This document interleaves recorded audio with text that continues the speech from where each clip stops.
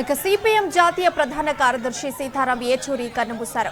అనారోగ్యంతో ఢిల్లీ ఎయిమ్స్ లో చికిత్స పొందుతున్న ఆయన కొద్దిసేపటి క్రితం తుది శ్వాస విడిచారు. ఆర్థికవేత్త, సామాజిక కార్యకర్త, కాలమిస్టుగా గుర్తింపు పొందిన యేచూరి 1992 నుంచి ఆయన సేవలందించారు. ఇక ఈ అంశానికి సంబంధించి సమాచారం మా ప్రతినిధి లివిన్ అందిస్తారు. లివిన్, చెప్పండి, అప్డేట్స్ ఏంటి?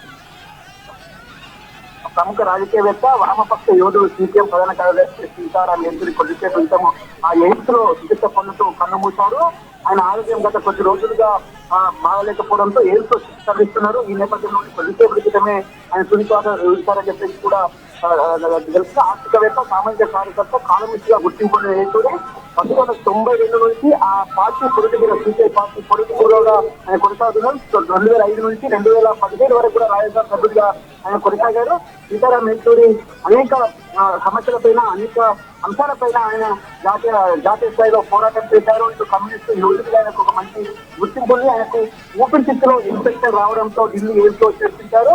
ఈ సిపిఎం ప్రధాన కార్యదర్శిగా ఉన్న సీతారాం యేచూరి ఏదైతే ఈ సంబంధించి కొద్దిసేపటి క్రితమే ఆయన చనిపోయారు. ఊపిరితిత్తుల ఇన్ఫెక్షన్ తో బాధపడుతూ మృతి కూడా వాళ్ళ కుటుంబ సభ్యులు తెలిపారు. ఈయన డాక్టర్ శ్రీనాథ్, డాక్టర్ గౌరవ వివిధ విభాగాలకు చెందిన వైద్య బృందం ఆయన చికిత్స అందించింది. ఇన్ఫెక్షన్ తొలగించేందుకు ఉపయోగించిన మందులు ఆయనకు సహకరించకపోవడంతోనే, అంటే బాడీ సహకరించకపోవడంతో కొద్దిసేపటి క్రితం మృతి చెందినట్లు తెలుస్తుంది.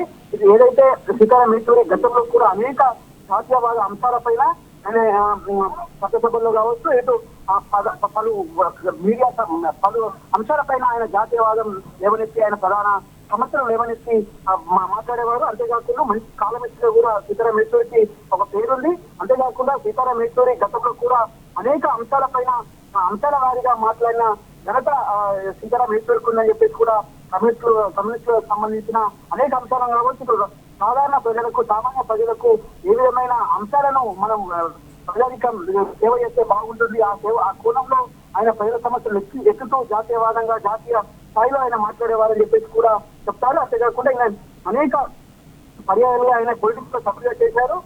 కమ్యూనిస్టు పార్టీ వర్గపు నాయకులు విశాఖపట్నంలో ఇటీవలే ఆయన 5వసారి కూడా ప్రధాన కార్యదర్శిగా ఎన్నికయ్యారని చెప్పేసి కూడా చెప్తున్నారు. ఈయన 1952 ఆగస్టు 12న జన్మించారు. ఇవాళ మృతి చెందారని చెప్పేసి కూడా చెప్తే సంతానంగా ఆశిష్ యేచూరి అని ఉన్నారు. అంతేకాకుండా ఈయన అనేక పర్యాయాలుగా జాతీయ స్థాయిలో అనేక అంశాలపైన ఆయన పోరాటం చేసిన ఘనత ఆయనకే ఉంది. అసలు విద్యాభ్యాసం అంతా కూడా ఢిల్లీలోనే కొనసాగింది. ఢిల్లీ ఎస్ఎస్ స్కూల్లో ప్రాథమిక విద్యను అభ్యసించారు. సిబిఎస్ జాతీయ స్థాయిలో మొదటి ర్యాంకు సాధించిన సీతారాం యేచూరి అనేక జాతీయ స్థాయి అంశాలపైన అనేక సామాన్య ప్రజల సమస్యలను పోరాటం చేసిన యువకుడిగా ఆయనకు ఒక మంచి పేరు ఉంది. Right, thank you live-in.